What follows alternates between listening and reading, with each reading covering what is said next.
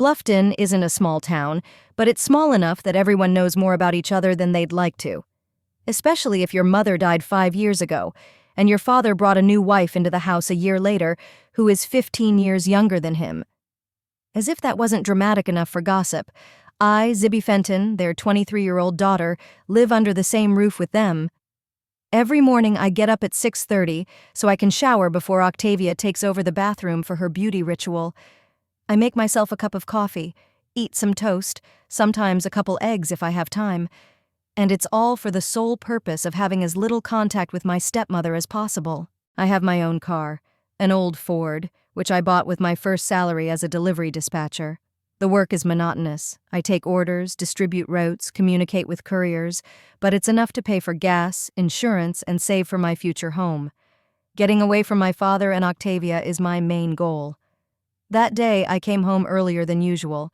My brother Raymond and his wife Carmel were celebrating their 3rd wedding anniversary, and I needed to change clothes. As I entered the house, I froze in the hallway when I heard voices from the kitchen. "Zibby is going to embarrass us with her appearance again." Octavia's voice was full of contempt. I saw what she bought on sale. "Cheap. Torvald, why don't you talk to her? She's no longer a teenager to dress like that." "Leave her alone," the father replied tiredly. "The girl has her own style." "Style?" Octavia snorted. "Calling it style is like calling a dump an antique store." I closed my eyes and counted to 10. Raymond had called me this morning asking if I was coming. He knew Octavia and I didn't get along, but he was sure I'd endure an evening with the whole family for his sake. Slipping into my room unnoticed, I examined the dress hanging on the closet door. Dark green, open-shouldered, it had cost me half my paycheck. No matter how much Octavia wrinkled her nose, I knew I looked good in it. And even though it was on sale, I liked it. Torvald Fenton, my father, worked as an engineer at a local factory. After my mother died, he withdrew into himself, and then suddenly met Octavia in the supermarket where she worked as a consultant in the cosmetics department. Their romance developed rapidly, and 6 months later she moved in, and another 6 months later they were married. Octavia Lynch, now Fenton, quickly turned our house into her territory. New furniture, new curtains, new rules. She was beautiful with that cold beauty that repels more than it attracts. Perfect facial features, always flawless makeup, expensive clothes bought with my father's money. My brother and I had a complicated relationship. Raymond, 5 years older than me, left home before my mother died. He came back for the funeral, then for my father's wedding, and since then we'd seen each other rarely, usually on holidays. He didn't understand why I was still living with my father and Octavia, called me a masochist. And then he met Carmel, fell in love, and married, finally becoming part of another family. I put on a dress, put on makeup, and put my hair up in a high ponytail. When I looked at my watch, I realized I was late. She and Carmel had rented a room at the Blue Oyster, the best restaurant in Bluffton, if the ads were to be believed. I wrapped the gift, a set of crystal glasses, in shiny paper and tied it with a satin ribbon. As I left the room, I almost ran into Octavia. She gave me an appraising look and pressed her lips together. "Wow, you almost look decent." "Thanks for the compliment," I smiled, strained. "You too." Her tight black dress with its deep neckline looked expensive and vulgar at the same time. "Torvald!" she shouted. "We're late." Her father came out of the bedroom, adjusting his tie. He was still a handsome man in his 50s, tall, with graying dark hair and deep wrinkles around his eyes that had appeared since my mother's death. When he saw me, he smiled. "You look beautiful, Zibby." "Thank you, Daddy." "Shall we all go together?" he asked. "I'll take my car," I answered quickly. "I'll have to leave early. Tomorrow's a work day." It was a lie, but the thought of spending an extra half hour in a closed space with Octavia was unbearable. The Blue Oyster restaurant was housed in an old building in the center of town. Inside there were dark wood paneling, dim lights, and velvet chairs. Raymond and Carmel had rented a private room where about 30 guests had already gathered. Carmel was a bright brunette with lively brown eyes. Her loud laughter echoed throughout the room as I entered. When she saw me, she waved and hurried toward me. "Zibby, finally! I thought you weren't coming." She hugged me and I could smell her sweet perfume. "Happy anniversary," I handed her a present. Where's Raymond? Talking to his co-workers. She nodded toward the group of men at the bar. Go say hello. He'll be happy to see you. I nodded and headed toward my brother, maneuvering between the guests. Most of them I knew only superficially. Friends of Raymond and Carmel, a couple of neighbors, a few colleagues. At the bar, I spotted my father and Octavia, already seated and ordering drinks. Raymond saw me and smiled broadly. Sis! He hugged me. I'm glad you came. I wouldn't have missed your anniversary for anything, I smiled back. 3 years is serious. 4, actually, he winked. Do you know what it's like to be married to a lawyer? She made me sign a prenup retroactively. We both laughed, and for a moment I felt like I did before all these changes in our family. How was work? He asked. It's okay, I shrugged. Nothing new. And you? I'm fine. Carmel says I'm becoming a workaholic, but really I just love what I do. Raymond worked as an architect for a construction company. His designs were known outside of Bluffton. What about... He hesitated. At home? I knew he was referring to my relationship with Octavia. It's the same, I answered briefly. Nothing new. He nodded understandingly and changed the subject. Try the salmon canapés. They're delicious. And the champagne is excellent, too. By the way, where's your glass? I just got here, I reminded him. Well, that should be fixed. He called for the waiter. A glass of champagne for my sister. A moment later, a tall glass of bubbly was in my hand. I took a small sip and nodded approvingly. Really good stuff. Good. Gradually, the hall filled up. Octavia, as usual, was the center of attention for the male guests. She knew how to be charming when she wanted to be. Her ringing laugh, her perfect makeup, her ability to hold a conversation, all these things made her attractive to others. I was the only one who knew what she was like at home. I tried to stay away from her, socializing with Carmel and her friends, but the evening was just beginning and I was already uncomfortable. I felt like a stranger at this party, even though Raymond was my own brother. An hour later, when everyone was seated at their tables, I excused myself and headed for the ladies' room. The corridor leading to the restrooms was empty and dimly lit. I opened the door and stepped inside. An unfamiliar woman stood at the mirror fixing her makeup. She was about my age, with short red hair and a scattering of freckles on her pale face. When she saw me, she nodded slightly. I nodded back and made my way to the stall. When I got out and walked over to the sink to wash my hands, the woman was still there, but no longer doing her makeup. She just stood there looking at me in the mirror. You're Zibby, right? She asked. Raymond's sister? Yes. I was surprised that the stranger knew my name. And you are? Alder Q. She held out her hand. I work with Carmel. I shook her hand. It was cold and dry. Nice to meet you. Listen. Alder suddenly lowered her voice.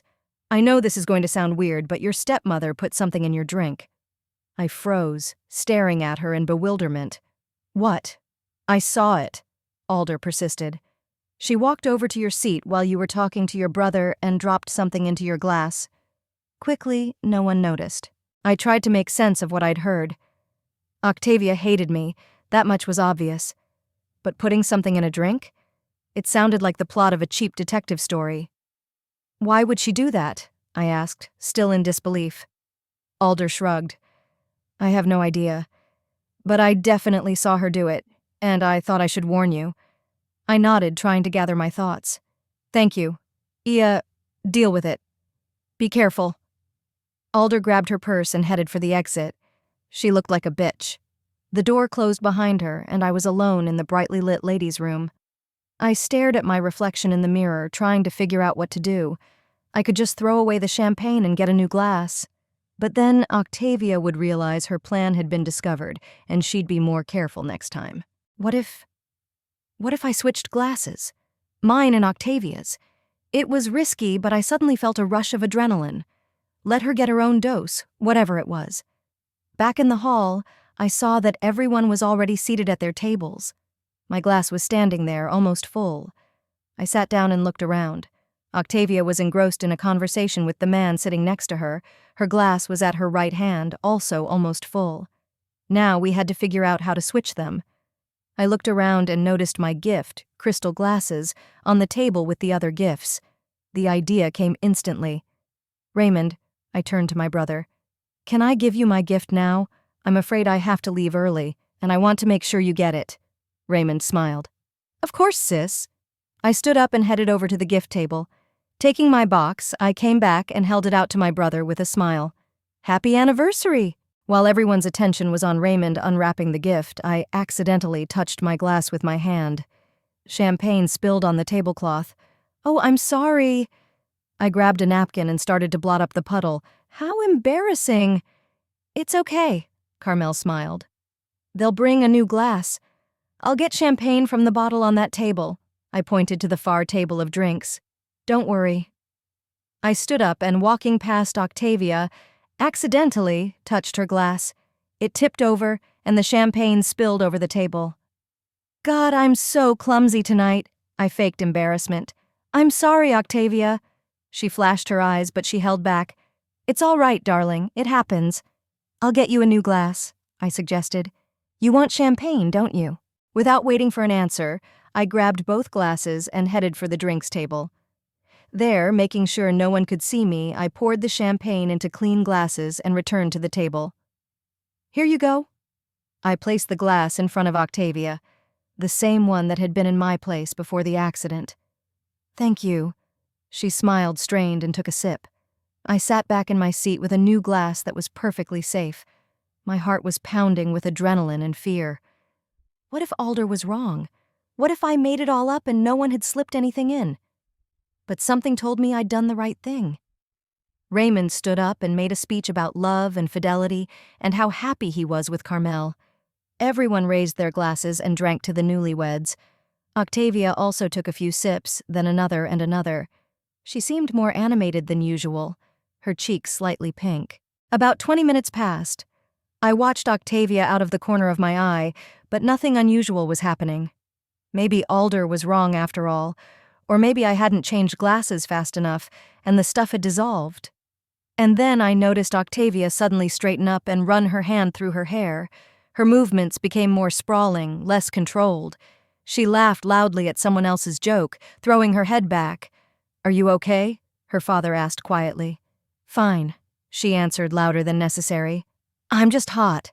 She undid the top button on her dress and licked her lips.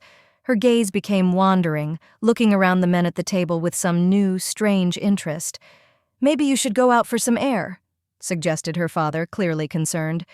No, Octavia put her hand on his thigh. I'm fine here, very well. She winked at the man across from her and he looked away, embarrassed. I could feel the anxiety building inside me. What exactly had Octavia put in my glass, and what would happen to her now? The first signs that something was wrong with Octavia were almost imperceptible.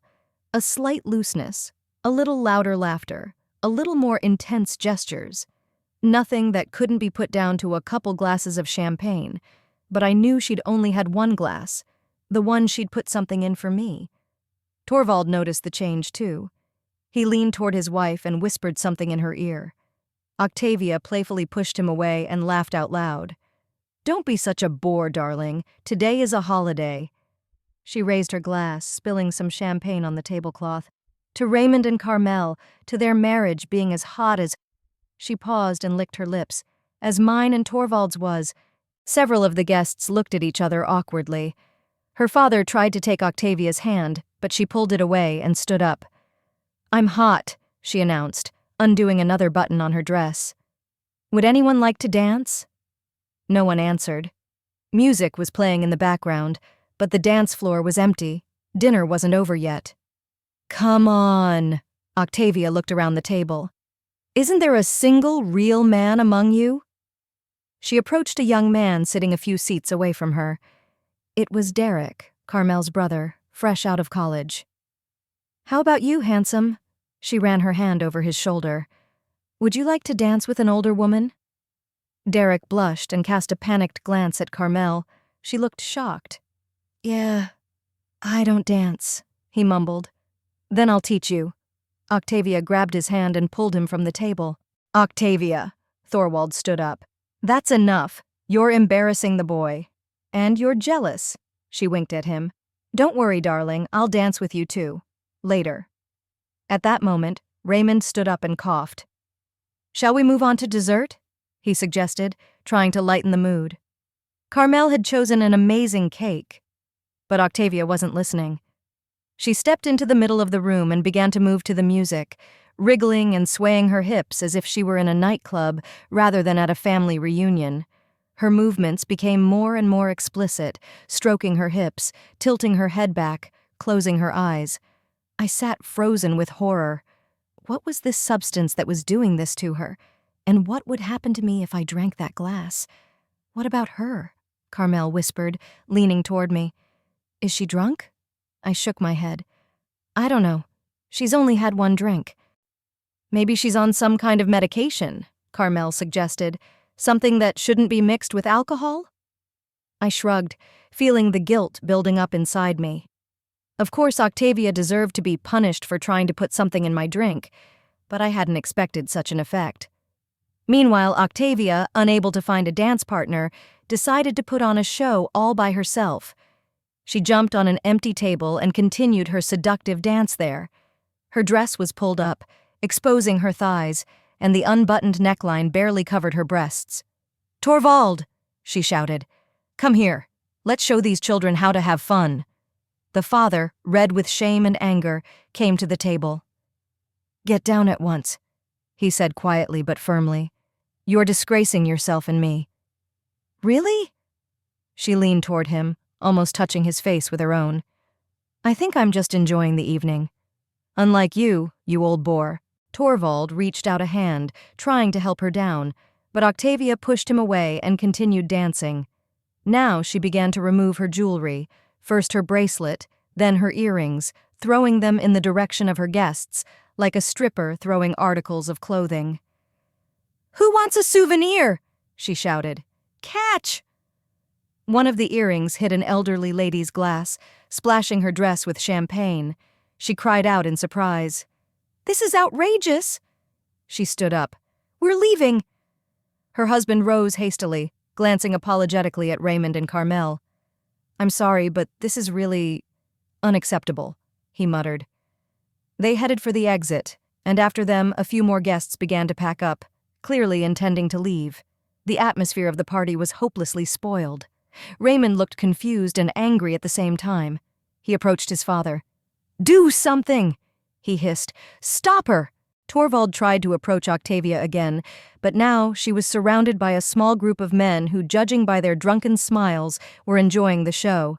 Among them was Gordon Pierce, Raymond's former classmate, known for his reputation as a womanizer. "Come on, beautiful," he encouraged Octavia. "Show us what you can do." Octavia giggled and continued dancing, now wrapping her arms around Gordon's neck. She leaned toward him and whispered something in his ear, causing him to laugh and put his hands around her waist. Thorwald's face turned purple. He grabbed Gordon by the shoulder and pulled him away from Octavia. "Get your hands off her!" he growled. "Hey, buddy, relax." Gordon held up his hands in a conciliatory gesture. "It's your wife hitting on me, not the other way around." "Yes, darling," Octavia pouted. "Don't be so possessive. I'm just having fun." She jumped off the table, but she couldn't keep her balance on her high heels and almost fell. Gordon picked her up, and she snuggled against him, wrapping her arms around his neck. "My hero," she murmured. "So strong." And before anyone could react, she kissed him on the lips. Not a fleeting touch, but a long, passionate kiss. There were gasps and whispers. Torvald froze in place, his face contorted with shock and pain. Then he rushed forward and pulled Octavia away from Gordon. "That's enough!" he shouted. "We're leaving, now!" Octavia struggled, trying to break free of his grip. "I don't want to. This place is fun. Why do you always have to ruin everything?" "Because you're acting like—" He paused, not wanting to say the word that was on his tongue. "You're not yourself. You need to go home." "I need more champagne." Octavia wriggled out of his arms and headed for the bar. I sat at the table, watching the scene with growing horror. What had I done? Yes, Octavia was a bitch. Yes, she had tried to slip something into my drink. But I never thought it would turn into such a public scandal. Raymond and Carmel's anniversary was ruined, my father looked absolutely devastated, and the guests left the room one by one, casting sympathetic or judgmental glances at our family. Carmel, always so cheerful and energetic, now sat with her eyes downcast, obviously holding back tears. Raymond stood beside her with his hand on her shoulder and said something quietly. I had to find Alder. She warned me about the slipped substance, so she must have known something. Maybe she knew how long the effects would last or what to do to stop it. Meanwhile, Octavia reached the bar and grabbed a bottle of champagne. The bartender tried to stop her, but she pushed him away and took a big gulp straight from the neck. Then, noticing a group of men at the far table, she headed toward them, swaying her hips and holding the bottle like a trophy. Torvald caught up with her and grabbed her arm. That's enough, Octavia. We're leaving. Let me go. She tried to break free, but this time her father held her firmly. You're not the boss of me. I am your husband, and you have dishonored us both, he said through gritted teeth. Let's go home now. Octavia suddenly changed her tactics. She clung to Thorwald, wrapped her arms around his neck and whispered something in his ear. The expression on his face changed. He looked confused and interested? Interested? I couldn't hear what she was saying, but from his reaction, it was something intimate. Octavia continued to whisper, occasionally biting his earlobe or running her tongue along his neck. Torvald's hand, still clutching her forearm, gradually relaxed. But then she abruptly changed her behavior again. Pushing her father away, she ran to the nearest man. It was Uncle Carmel, a solid businessman in his 60s, and fell into his lap. Hello, handsome, she murmured. Would you like to go for a ride? The shocked man tried to get up, but Octavia wrapped her arms around his neck, preventing him from getting up. His wife, sitting next to him, jumped to her feet. Get off my husband at once, you slut, she shouted. Octavia only giggled and clung even tighter to Uncle Carmel. He looked like he was about to have a stroke. Octavia! Thorwald grabbed her by the shoulders and literally pulled her off the older man's lap. Stop that right now. Oh, come on, she giggled. I just wanted to see if experienced men were as good as they say they are. Torvald turned her around and shook her as if trying to bring her back to her senses. What's the matter with you? Are you drunk? Are you on drugs? Instead of answering, Octavia wrapped her palms around his face and kissed him, deep and passionate. Torvald gave in for a moment, but then pulled away. Not here, he hissed. Let's go home. Nerd, Octavia pouted. You were always so boring. I want to have fun. She broke free of his grip and jumped back onto the table. Now she began to undo her dress from top to bottom, slowly, button by button, wriggling to the beat of the music. Who wants to see the show? She shouted. The few remaining men hummed approvingly, but most of the guests looked shocked. Carmel covered her face with her hands, and Raymond, flushed with anger, moved toward Octavia. Stop ruining our anniversary, he shouted. Get out of here! Octavia only laughed in his face. Oh, is little Raymond offended? Why don't you ask your wife to entertain the guests? Or is she too proper for that? Carmel jumped to her feet, her eyes glistening with tears. I will not stand for this on my holiday. She turned to the remaining guests. I'm sorry, but the evening is over. Thank you for coming.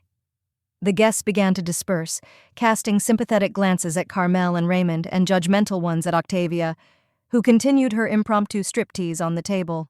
Torvald, realizing that words would not stop her, decided to act. He walked over to the table and literally yanked Octavia off of it, throwing her over his shoulder like a sack of potatoes. Hey, she shrieked, put me down! But Torvald was already carrying her toward the exit, ignoring her fists slamming into his back and her outraged screams. I followed, feeling terribly guilty and lost. At the exit, I bumped into Raymond. His face was contorted with anger, but his eyes were full of pain. What was that, Zibby? What's wrong with her? I shook my head. I don't know. I swear she only had one glass of champagne. So she's on drugs? He ran his hand through his hair. Damn it. She ruined the most important day for Carmel and me. I'm sorry, I whispered. I'm so sorry. Raymond sighed. It's not your fault. Just go home. Help your father deal with her. I'll stay with Carmel. She's very upset." I nodded and headed for the exit. But instead of going straight to the parking lot, where Dad was probably trying to shove a raging Octavia into the car, I started looking for Alder. She had to be around here somewhere if she was working with Carmel. I walked around the restaurant, looked in the ladies' room, asked the bartender if he'd seen a freckled, red-headed woman, but Alder seemed to vanish into thin air. Finally, when I got outside, I saw her. Alder was standing in front of her car, a small blue Fiat, and looked like she was leaving. "Alder!" I shouted, running up to her. "Wait!" She turned around and something like fear flashed in her eyes. Or guilt? "What do you want?" she asked tensely. "I need to talk to you." I took a breath. "About what you told me. About the substance my stepmother slipped me." Alder looked around as if checking to see if anyone was listening. "Not here," she said quietly. "Get in the car." I hesitated. Getting in the car with a complete stranger wasn't the best idea. But I needed answers. "Okay." I opened the door and got in the passenger seat. Alder got behind the wheel, but didn't start the engine. She turned to me, her face looking tense in the dim light of the street lamps. "What do you want to know?" "Everything." I looked her straight in the eye. "What is this stuff? How do you know Octavia slipped it to me? And why is she acting so strange?" Alder's car smelled of pine freshener and cigarettes. She tapped her fingers nervously on the steering wheel, staring past me. "I work at Novatech Pharmaceutical Laboratories," she said finally. "We develop a variety of drugs, including experimental ones." "Carmel said you two work together." I frowned.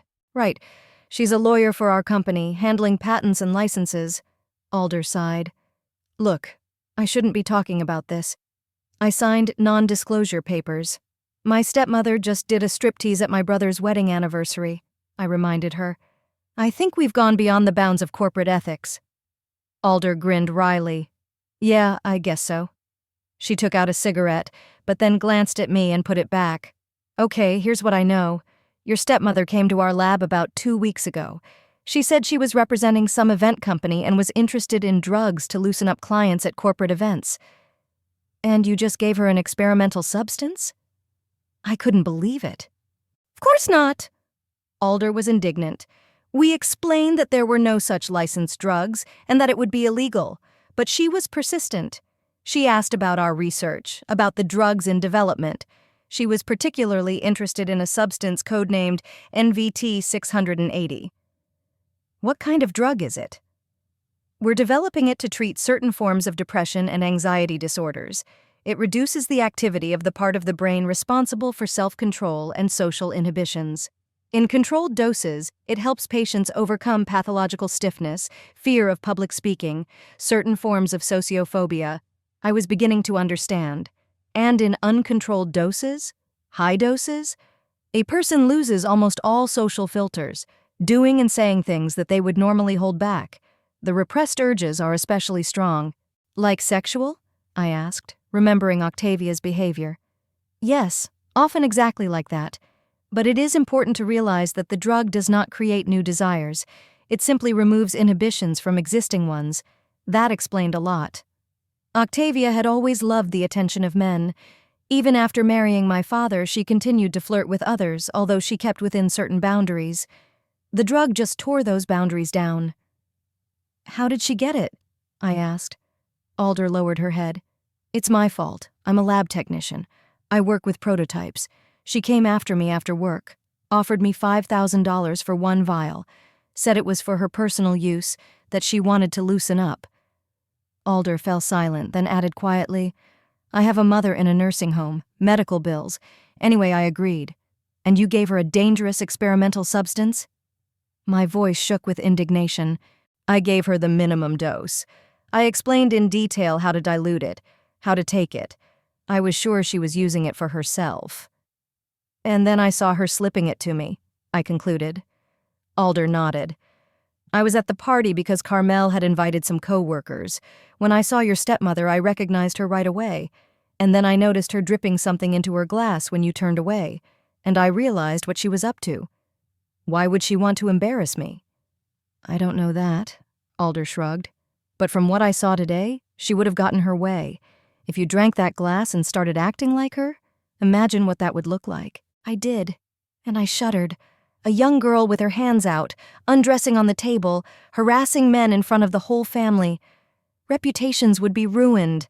My father would have been completely disillusioned, maybe even kicked me out of the house. That's what Octavia wanted, to get rid of me once and for all. How long does the drug last? I asked. Considering she drank an undiluted dose, 8 hours, maybe 10, it'll wear off by morning. She'll remember her actions, but she won't know why she acted the way she did. I leaned back in my seat, contemplating the situation. I need proof that she really did buy that stuff from you, that she planned to slip it to me. Why? Alder frowned. To turn me into the police? No, I shook my head. So my father would finally see what she was really like. Otherwise, she'll blame me for everything. She'll say I switched the glasses to embarrass her. Alder thought about it. I have a recording of the conversation. When she offered me money, I was afraid it might be a setup. So I recorded it on my phone, just in case. Can you send it to me? Yeah, give me your number. I dictated the numbers and Alder sent me the file. My phone beeped, confirming receipt. Thank you. I opened the car door. You saved me today. I was trying to fix my mistake. Alder smiled weakly. Good luck to you. I got out of the car and headed for my Ford. I didn't want to go home. It was probably going to be hell, but I had no choice. I had to face the consequences. As I drove up to the house, I saw that the light was on in the living room. That meant they were already back. I took a deep breath, preparing myself for the upcoming conversation, and went inside. In the living room, Torvald was sitting in a chair with his arms around his head. When he heard my footsteps, he looked up. His eyes were red, his face gaunt. Where have you been? He asked hoarsely. Talking to my colleague Carmel. I went into the room and sat down on the couch. How's Octavia? I locked her in the bedroom. She's still out of it. From behind the closed door came the muffled sounds of music and the occasional exclamation. What happened to her, Dad? I asked, trying to sound innocent. Torvald looked at me with a hard stare. Don't pretend, Zibby. I saw you change glasses. I flinched. He noticed. Of course he noticed. I'm not a professional con artist to pull something like that off without being seen. She put something in my glass, I said quietly. All I did was give her back her own treat. What nonsense! Torvald slammed his fist on the armrest. Why would Octavia poison you? The same reason she's been trying to turn you against me all this time. I straightened up. She wants to get rid of me, Dad. I'm the last reminder of Mom, the last obstacle to complete control over you and your money. You've always hated her. Torvald shook his head. From the beginning. Never gave her a chance. I tried, I objected. But she never wanted to be my stepmother. She wanted to be the only woman in your life. This is ridiculous. My father stood up and paced the room. You're blaming Octavia for something you arranged. You ruined Raymond's anniversary, disgraced our family. I have proof. I interrupted him, pulling out my phone. What kind of proof? A recording of Octavia talking to a lab technician at Novatech. She bought an experimental drug that removes social inhibitions. She put it in my glass to embarrass me in front of my family, but I switched glasses, and she embarrassed herself instead. Torvald stopped and stared at me. Turn it on, he said after a pause. I pressed play. Octavia's voice, slightly distorted by the recording but still recognizable, filled the room. I need a drug that loosens you up, takes away all the brakes, makes a man free of convention. NVT 680 does just that, but it's not approved for use. It's an experimental substance with unpredictable side effects. I don't care.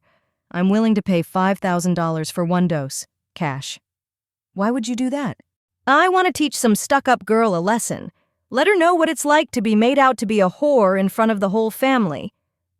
I stopped the tape and looked at my father. His face was white as chalk. It could be fake, he said, but there was no confidence in his voice anymore. You know it's not, I answered quietly. Deep down, you always knew what she was really like. You just didn't want to admit it. The bedroom door opened suddenly, and Octavia came flying out.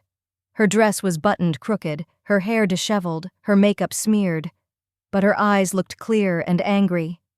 "You little brat!" she screamed when she saw me. "You switched the glasses! You tried to embarrass me!" I stood up, ready to defend myself. "You slipped me some crap that would make me a laughingstock." "You don't need any drugs to be a laughingstock," Octavia spat out. "You're already pathetic, worthless." Enough," Torvald shouted. "Octavia, I heard the tape. I know what you did." She froze, shifting her gaze from me to him. "What tape?" Her voice was suddenly quieter, more wary. I turned the phone back on, and the room filled with her voice discussing the purchase of the drug. As I listened, Octavia's face changed from bewilderment to realization, then to anger. "That bitch taped me!" she exclaimed when the recording ended. "It's illegal! I'm going to sue her!" "Do you admit it's your voice?" Thorwald asked. Octavia stammered, realizing she had fallen into a trap. "Yeah, it's not. You don't understand. That girl has been manipulating you from the beginning. She's always wanted to destroy our marriage." "Why would you do that?" There was pain in my father's voice. "Why did you try to embarrass my daughter?" "Because she has to go," Octavia screamed. "She's an adult. She should be living her own life. Instead, she sits on your neck, feeding on your pity and your money." "I work," I objected. "I pay my keep." "Pennies!" Octavia snorted. "You live in our house, eat our food." "This is my father's house." I took a step toward her. "And my mother's. You are a guest here. I am his wife." Octavia turned to Thorwald. Tell her I mean more to you than she does." Her father remained silent, looking at her as if he were seeing her for the first time. "Torvald," she called demandingly. "Don't let her manipulate you. She set this whole thing up. That tape is a fake." "I want you to leave," he said quietly. "Tonight." Octavia gasped. "What?" "You tried to poison my daughter, disgrace her, destroy her." He shook his head. "I cannot forgive that." "Because of one mistake?" Octavia suddenly changed tactics, her voice softer, pleading. "Honey, I wasn't myself. I was jealous, yes. Afraid that you still loved her mother, that to you family was just Zibby and Raymond and I was a stranger." "Don't try to manipulate me." Torvald stepped back. "I heard your voice on the tape. You planned this in cold blood. People say different things when they're angry." Octavia tried to take his hand, but he yanked it away. "Torvald, please, I love you. We can start over. Together." For a moment I saw my father hesitate. Despite everything he had learned, something in him still responded to her words. Bitterness flooded me. 5 years, I said quietly. 5 years you chose her over me, trusted her over me. And even now, when you have proof of her lies, you hesitate. Torvald looked at me, and in his eyes I saw pain and confusion. "Zibby, You know what?" I raised my hand, stopping him. "It doesn't matter. I'm fed up with this whole thing. You're right, Octavia. It's long past time for me to leave." I turned around and headed toward my room. I could hear them arguing in the living room, Octavia's voice turning pleading and threatening. But it didn't matter anymore. In my room, I pulled out a large gym bag and started putting the essentials in it. Clothes, documents, my laptop, pictures of my mother. Everything else could wait. When I returned to the living room with the bag, Torvald was sitting on the couch with his hands over his face. Octavia was nowhere to be seen. "She's packing," he said without lifting his head. "She's going to her sister's." "Good." I headed for the door. "Zibby, wait." My father stood up. "You don't have to leave. This is your home." "Not anymore." I shook my head. "It stopped being my home the day you brought her here." "She's leaving. We can fix this." "No, Dad." I looked him in the eye. "You can't undo 5 years of betrayal. You can't undo the trust you've broken by choosing her side time after time. I'm tired of fighting for a place in your life. You've always come first." His voice trembled. "Not true, and we both know it." I opened the door and stepped out onto the porch. The night air was fresh and cool. Somewhere in the distance, a dog barked. A normal night in Bluffton, unremarkable, but it was different for me. I felt strangely light, as if I'd dropped a heavy weight I'd been carrying for years. "Where are you going?" Thorwald asked, standing in the doorway. I have a friend, so I'll stay with her for a while. Then I'll get an apartment. Do you need money? I laughed. It's always about money, isn't it? No, Dad. I don't need anything from you. I walked to my car, threw my bag in the back seat, and got behind the wheel. Torvald was still standing on the porch, looking at me with an expression I couldn't or wouldn't understand. I started the engine and pulled onto the road without looking back. There was uncertainty ahead, perhaps hardship. But behind me was a toxic family, lies, and a constant struggle for a place in the sun. I turned on the radio. Some fun pop song about freedom and new beginnings was playing. It was just right. I turned up the volume and stepped on the gas, leaving Bluffton and my past life behind me.